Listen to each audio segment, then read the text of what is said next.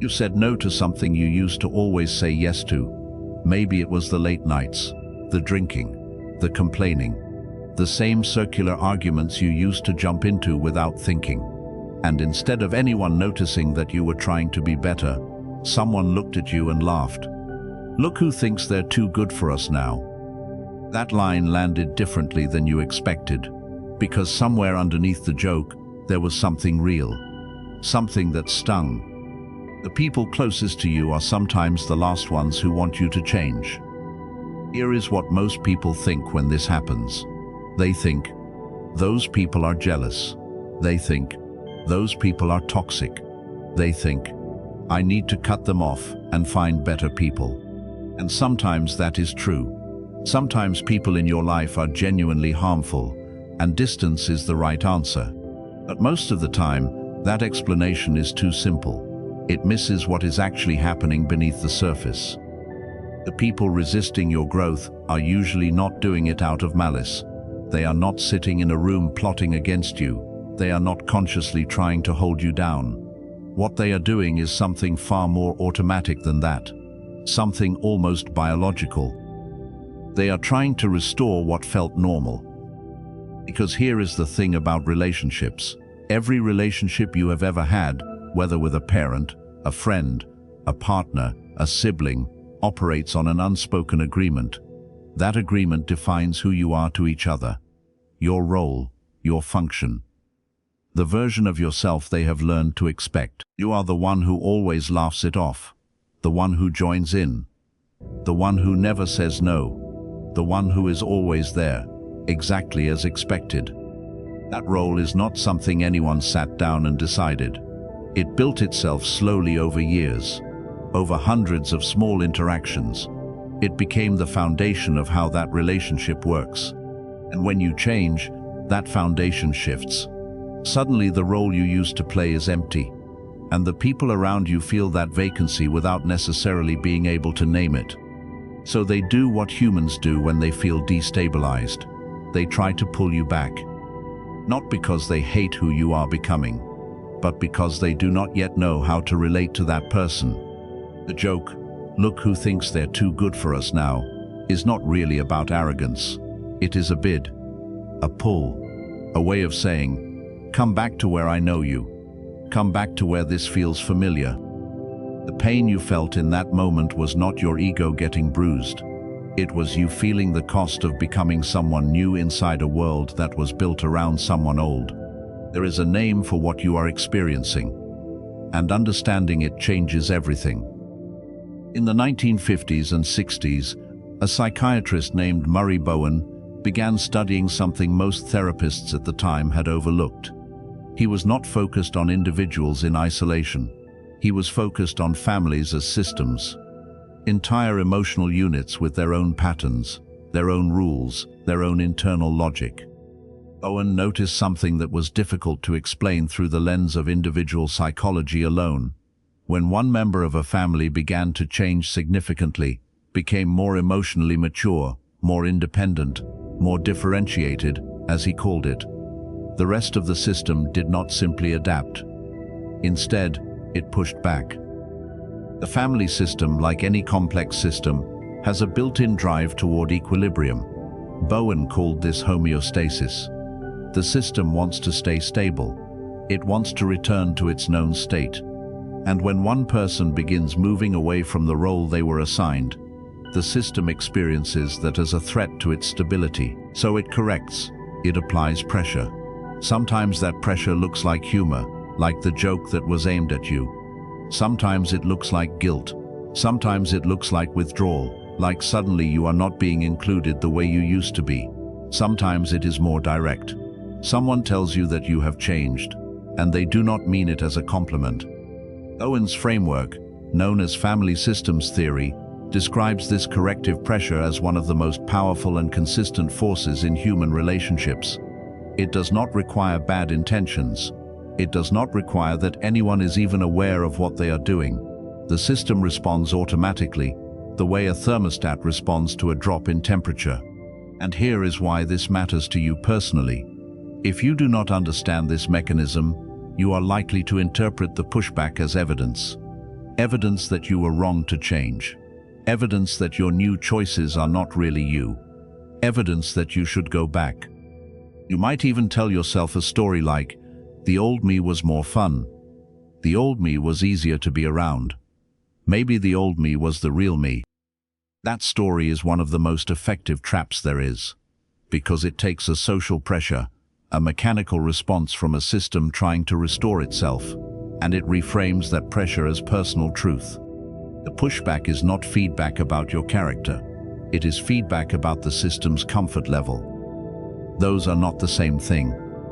Every group you belong to has cast you in a role. This is not a criticism of the people in your life. It is just how human relationships function. We are pattern recognition machines. We learn who someone is through repeated exposure, and then we relate to the pattern, not the person. Your family learned you as a child, and some part of them never fully updated that file. Your old friends learned you as who you were 5 years ago. Your co-workers built a model of you based on who walked through the door on the first day. None of those models are you. They are maps, and maps become outdated. The problem is that people trust the map more than they trust the territory. When the territory changes, their first instinct is not to update the map. Their first instinct is to wonder what is wrong with the territory. This is not a moral failure on their part. It is a cognitive shortcut that served humans well for thousands of years. Predictability meant safety. Consistency meant trust. But it means that when you grow, you will consistently be seen through the lens of who you were, until the evidence becomes undeniable, and sometimes not even then. The version of you they are most comfortable with is not the most accurate version of you. It is just the one that requires the least adjustment from them. There is a seductive response to social pressure. It is not dramatic. It does not announce itself. It is subtle enough that you can miss it entirely. It is the slow modification of yourself to remain legible to the people around you. You hold back the thing you actually want to say because it will seem out of character. You rejoin the habits you are trying to leave behind because it smooths over the tension. You shrink back into the familiar version of yourself, not because you wanted to, but because the friction of being different became exhausting. And this happens in small increments. Not one catastrophic surrender, 100 tiny ones. Psychologist Carl Rogers wrote about the tension between what he called the actual self and the self-concept shaped by the expectations of others. When those two things are too far apart, it creates a chronic low-grade distress that most people cannot quite name. You know something is off. You feel vaguely out of place inside your own life. But because nothing dramatic happened, you struggle to point to the cause. The cause is this: you have been performing a version of yourself for so long to keep other people comfortable that you have started to lose track of where the performance ends. The cost of staying legible to everyone else is that you become increasingly illegible to yourself. Murray Bowen had a word for the work of becoming your own person inside a system that wants you to stay fixed. He called it differentiation. Differentiation does not mean leaving. It does not mean rejecting the people you love. It does not mean deciding you are better than anyone. It means maintaining your own sense of self while staying in relationship, holding your ground without shutting people out, being changed by your growth without being destabilized by their resistance. This is harder than it sounds, because the pressure from a system is not always obvious. Sometimes it comes dressed as love. A mother who worries whenever you make a different choice than she would. A close friend who suddenly seems cold after you stop joining in on something. A partner who says they are proud of you, but acts differently when you actually change. Differentiation asks you to hold steady in the presence of that pressure, not with aggression, not with distance, but with a quiet, unmovable clarity about who you are. The people in your life may eventually adjust their map. Most of them will if you give them time and stay consistent. Some will not, and that is a grief worth naming. But the answer is never to erase your own growth to make the grief avoidable.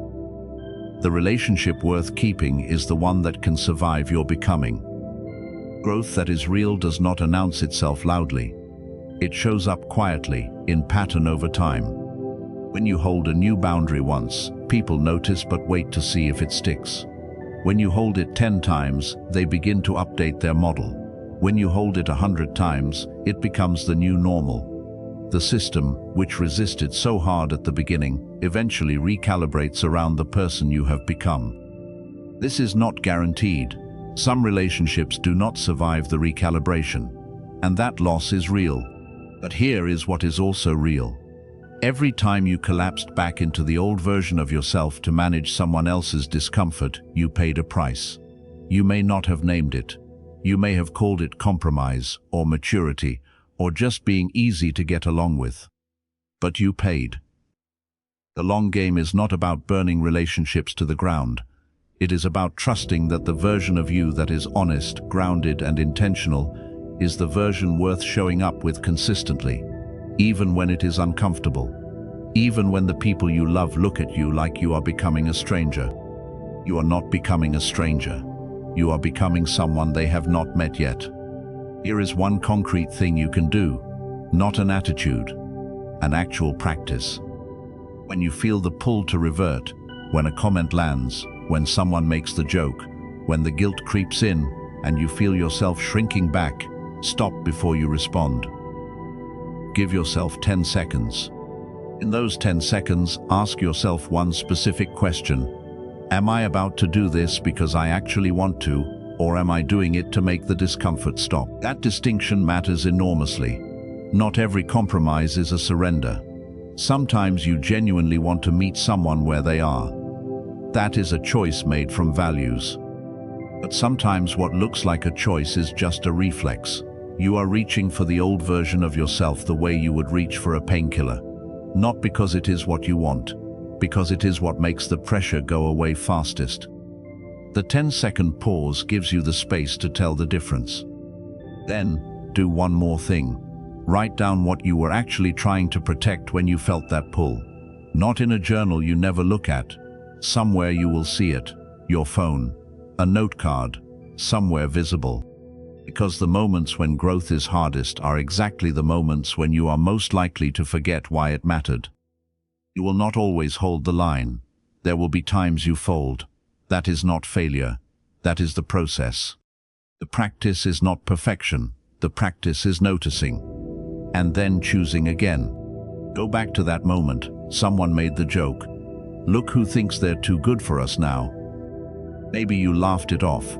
Maybe you felt the sting and went quiet. Maybe you even said yes to the thing you had been trying to say no to, just to smooth it over. And now you know what that moment actually was. It was not proof that you were wrong. It was a system responding to a change in temperature. It was a map refusing to acknowledge new terrain. It was the sound that growth makes when it moves through a space that was not built for it. You are not too good for anyone. You are just no longer willing to be less than you actually are. That is not arrogance. That is the whole point. The version of you they are comfortable with is not a lie. It is just an earlier draft. And you are the only one who gets to decide when the draft is finished.